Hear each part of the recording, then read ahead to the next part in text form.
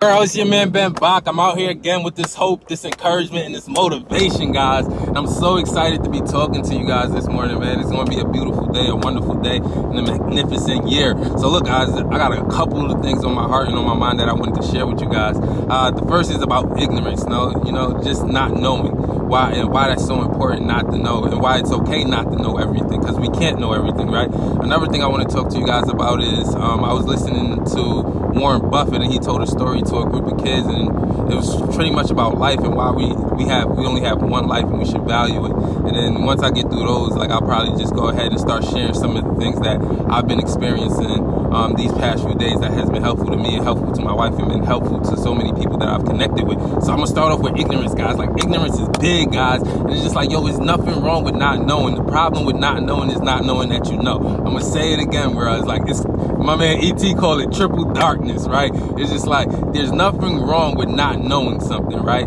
The problem is you don't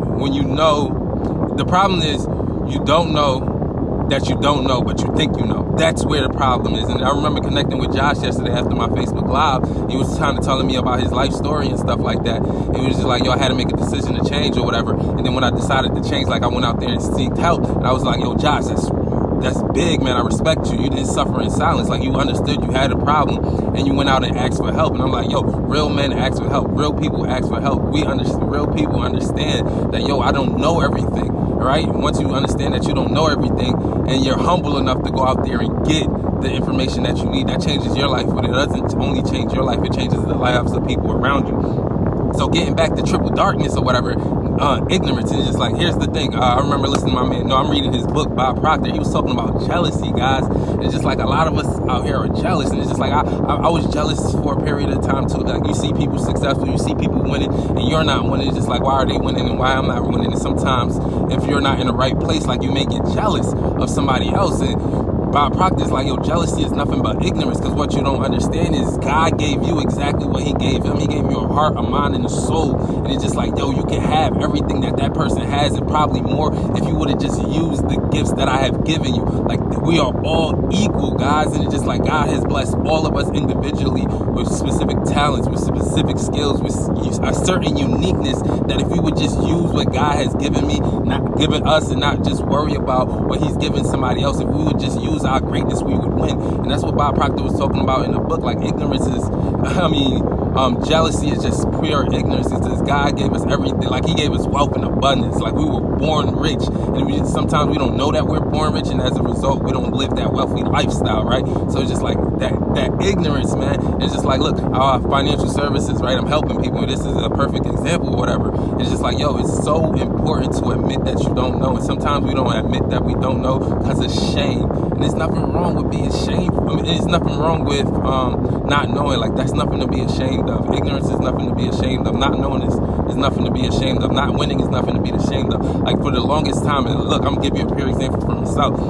I remember being ashamed that I wasn't making enough money. I remember being ashamed that I couldn't provide for my family the way I wanted to. I remember being ashamed that I was insecure. I remember being ashamed that I wasn't as smart as everybody else. I remember being ashamed of all of those things, and I didn't tell anybody that I was ashamed. And as a result, I was suffering in silence. It was quiet desperation. But when I came to the point, and listen, this is why it's so powerful. It's just our deepest fear, right? That poem is sick, because what happens is I remember getting to a point where it's just I'm really shameful, but I'm listening to people, I'm listening to information, and they're telling me the stories that they've been through, the tragedies and the difficulties that they have been through. And it's just they weren't ashamed to tell their story from rags to riches. They weren't ashamed to say that they were jealous. They weren't ashamed to say that they might have cheated on their spouse. They weren't ashamed to say the things that they were that they were ashamed of at that point. Why weren't they ashamed any longer? Because they were ready to change. They went out there and got help, and they realized, yo, it's okay. We're human. We're flawed. It's just if you could just admit that you're flawed, go out there and seek the help and change. It would change your life. So guys, that's big. So just prime example is just I work with people in their finances. It's just I know that they don't know based on how the conversation goes. They don't understand money, right? And it's just I'm talking to them, and it's just certain people, they feel as though they know everything about money. It's just like I said, I know that you don't know about money based off the conversation, but it's just you persist in acting as though you do, and at that point, I can't help you. right? I can't force you to do something you feel as though you already know. I can't help you at that point. And it's kind of the same thing with God. Like, God wants to help us, right? The universe wants to help us, but when we feel as though like we already got things figured out, like we can't be helped. And that's why it's so important to self-assess. Like my man CJ saying, the inability to self-assess is what keeps most people down. So guys, like self-assess, like what is it that you need help with? What is it that you're not good with? What is it that you need to change? What is it that you want to change? What is it that you want to become? It's just like, you understand, like you don't have those things now, but it's okay. Go out there and get the help and you will become those things. But the first step is being truthful with yourself. Like I remember listening to Jim Ryan.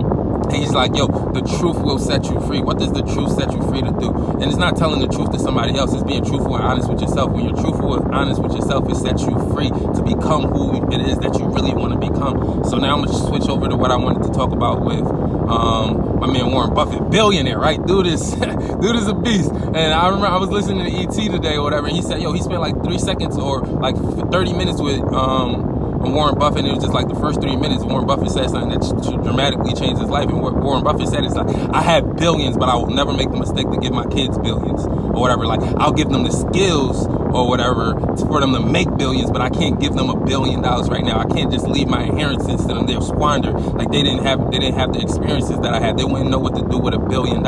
So it's just like that brings us back to life in society. Like I was talking to my wife the other day, and I just like, I've been wanting to be a motivational speaker for the longest time. And I remember like after graduating from Voorhees College, like I was ready, but it's just like I really wasn't ready. And I told her, like, I thank God that God didn't give me the strength, the hope, and the confidence that I have right now to do what I'm doing now back then, because I was still immature. I was spiritually immature and stuff like that. Like I didn't have enough experiences. Like I had to go through everything that I went through since I graduated until now to really understand life, to really understand people, to really come to people with from my heart. Because before, like, I wanted to be a motivational speaker. I wanted to help people, but also at the same time, like, I felt as though it was going to boost my confidence. I felt as though I was going to get some significance from it, be popular. I thought I was going to get money from it. Like I was just doing it from the giving perspective. I was thinking like, what would I receive from being a motivational speaker? So now it's completely different. Like I'm starting with giving, I'm starting with growth, and I understand automatically I'm gonna have significance, love, and all those things. But it's just like, that's not the goal. The goal is to give, because I already love myself, guys.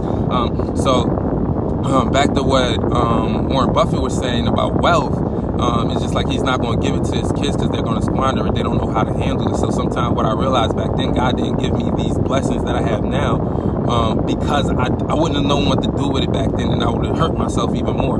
So it's just like, just be patient, guys. We got it. We're going to get there. All right. So here's the other thing Warren Buffett said, though. He was talking to a group of kids or whatever. He asked the kids like, yo, think of your dream car right now. Like, what car is it that you want most in the world? It's just like, you could think of that car right now. I'm a billionaire, and I told you, like, yo, when you step outside of this classroom right after school, your dream car would be sitting out there. How would you feel about that car? Right? How would you love that car? How would you treat that car? Right? And he said, of course, like, I'm not about to get this. He probably could, but he wasn't about to give them that dream car. But he made them understand, like, yo, that car is something that I really want. And it's just like, yo, if you gave it to me, like, I really appreciate it, I really love it, and I really cherish it, and I will treat it right, you know? So, and then this is where he switched it up on the kids. He says, yeah, you're not going to have that dream car, but you already have it through God. Like, God gave you this life. He gave you this body. He gave you this soul. And he said, guess what? Like, you could buy another car, but you can't buy another life. You can't buy another body. Like, you're stuck with it for 70, 100, maybe 150 years. Like, you're stuck with the same body, the same life for 100 years. So he said, doesn't it make sense to take care of it? Like, from birth until death, like, that one body is supposed to last you a long time. That car is not going to, it just may not last you your whole life, but your body has to. So it makes sense to take care of your body, take care of your skills, take care of your heart, take care of yourself. Like, make taking care of you a priority, because you only have one life to live, guys. So that was the big part on that. And then just talking from my personal experience over the past few weeks, it's just like what I realized was really big, and I've been harping on it, is just like really dreaming, just thinking about what you want, like no limits, and just doing it every single day. Like, I have my book, I had plans on showing you guys, and I'll probably show you a little later. Like, I realized where the gaps were on my success. It's just like, I remember being desperate to succeed. I remember being desperate to win. And I'm listening to Tony Robbins, I'm listening to Zig Ziglar, I'm listening to all these motivational speakers, and they said, dream. All right, so here's the other thing. Something came to me.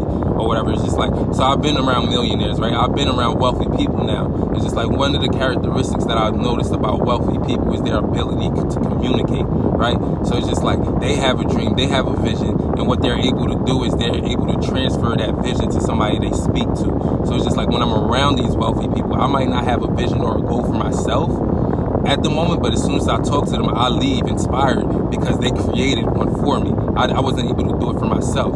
So it's just like in January, like things changed for me. One, because I saw wealth. Two, that wealthy person was just like, yo, I have all of this and you can have it the same. And then he showed me an example like, yo, right now I have this grandson, right? And I'm going to take my grandson all around the world or whatever. Like we about to hop in a private jet and go. Like I didn't even think that was possible before, right? So it's just like after experiencing that, it forced me to dream like, yo, when my daughter turns 10, she's going to have a daddy-daughter week. Like it's fully possible. And here's the one regret that all successful people, all the wealthy people I've met say, it was just like, yo, I wish I would have dreamed bigger. Like I wish I would have had the audacity to think of a bigger dream or goal, right? At this point in my life.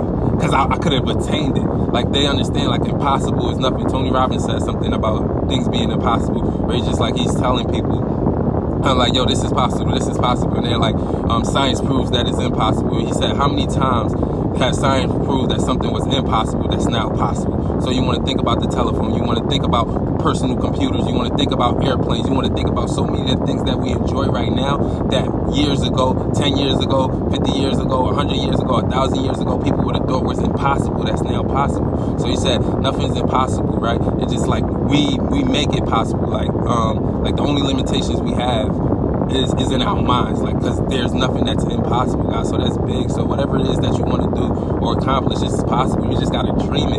And I talked about it yesterday, like think on paper. So it's just like if you have a dream, you have a goal, and this was where my mistake was. I would just write the dreams and goals down. I'd be really technical about it, thinking about how I'm going to accomplish it and stuff like that. Like, no, don't do that. Just write down whatever it is you want to be. Who do you want to be? How do you want to live? Who do you want to become? How does your day-to-day life look like for you? Like, what's the perfect life for you? Not for anybody else, but for you.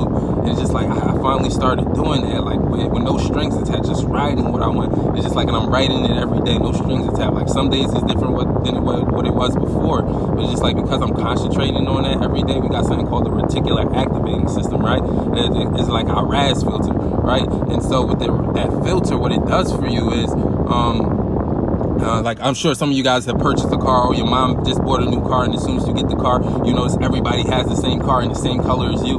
It's just like, that's real. So that's basically what it is when you start dreaming. So when you start dreaming, you start writing your goals down. What you see throughout the day is actually opportunities. You see opportunities that will help you achieve your goals. You receive ideas that's going to help you achieve your goals. You connect with people that's going to help you achieve your goals. So that's why it's so important to just write those goals down. And as you go through your day, like ideas on how to achieve it will come.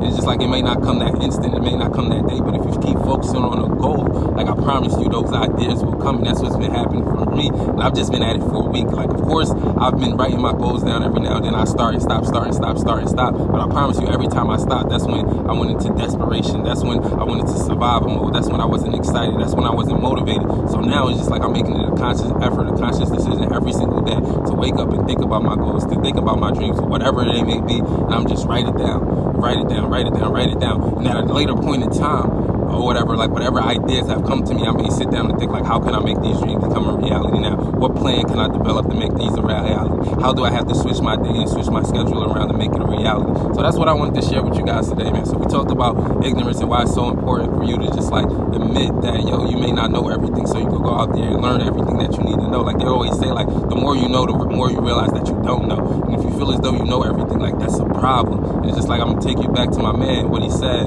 Darren Hardy. He's just like, yo, whenever somebody gives you information, don't be like, yo, I know this. Ask yourself 3 questions. 1, am I doing this, right? Are you applying what you know? The second thing you want to ask yourself is, so first is, am I doing it? 2, does my results prove that I understand what it is? It's just like, if you're supposed to be getting healthier, you know everything about health and fitness. It's just like, 1, are you working? Are you exercising? Right? Then the second thing is, like, do my results show that I understand? It's like, are you exercising? Are you hitting the gym? Are you eating healthy? are you actually losing weight now? Are you actually getting the body that you want now? If you're not getting the body that you want, like there's a gap, like you don't fully understand it. And then after you understand, the third question is just like look back, look at your progress. Like, yo, is this really good? Does my results prove it? Right? So that's basically, and I might have butched that up, but that's what it is. It's just a 3-step process. Whenever somebody tells you, you know something, like knowing is not enough, like you have to do.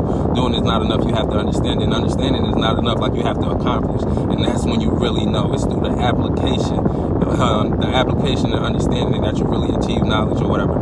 So that's not knowledge but wisdom. So that's what it is. And then just remember, man, we only got one life to live, so live it the way you want to live it doing the things that you want to do. And the last thing, man, is just like, yo, dream every day, envision it. The how don't matter. The how will come to you later. Just dream the dream and go out there and get it. I see so many people on the Facebook Live today, man. Thank you guys so much for joining. Look, man, this is the year we step up, set new standards, defy odds, and dominate, guys. We got to step up, set new standards, defy odds, and dominate. Why, guys? Because dreams do come true. But number one, we have to dream it. Number two, we have to believe it, guys. And number three, we got to grind every single day until we achieve it. Thanks so much for listening, guys. If you found any value in this video, please like it, please share it, please comment on it, man. You guys live a fantastic, wonderful, and blessed life because you deserve it, man. It's just like, I can't wait to see all you guys succeed. I'll catch you next time.